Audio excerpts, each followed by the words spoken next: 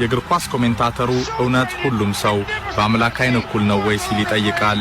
ይቀጥልናም ሜሲን በኳስ ሜዳ ላይ ሁሉም ኳስ ተጫዋች ከፈጣሪው በተመሳሳይ መንገድ መመዘኑን እጠራጠራለሁ ይላል። ጂኒየስ ሊዮ ሲል ሐሳቡንም ያጠቃልላል። ፖርቹጋላዊ ጸሐፊ አንቶኒዮ ሉስ አንቶኖስ በበኩሉ በዚህ ዓለም ለሰው ልጅ የደስታ ሕይወት 4 ነገሮች ያስፈልጋሉ።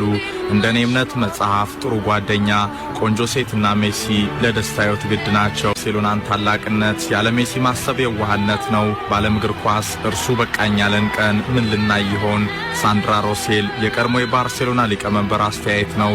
ኳሱን ስጠው፣ ሁሌ ወደፊት ነው፣ ወደ ኋላ አይመልስም፣ ዲያጎናል ፓስም አያደርግም፣ ፈጣን ድሪብል፣ ከዛማ ዝም ብሎ የሜዳውን ድንቅ ትዕይንት ማየት ነው።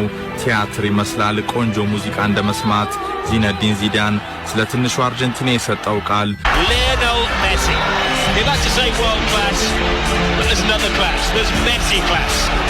አርሰን ቬንገር ትንሹን አርጀንቲናዊ ከፕሌይስቴሽን አነጻጽረውታል። ሰውየው አልተሳሳቱም የሚሉት ተንታኞች የሜሲ ተአምርን ለማወደስ ቃላት ያጥራቸዋል።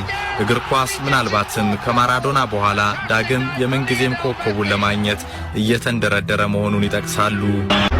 ሮዛሪዮ ሳንታፌ የሊዮኔል ሜሲ የትውልድ ቦታ በዓለም እግር ኳስ መድረክ ታሪክ ሊሰራ በኳስ ጥበቡ በተወዳጁ ስፖርት ሕያው ሆኖ ሊያልፍ ይህንን ዓለም የተቀላቀለው ልጅ በርካቶችን ማስገረም የጀመረው ገና የ5 ዓመት ታዳጊ ሳለ ነው።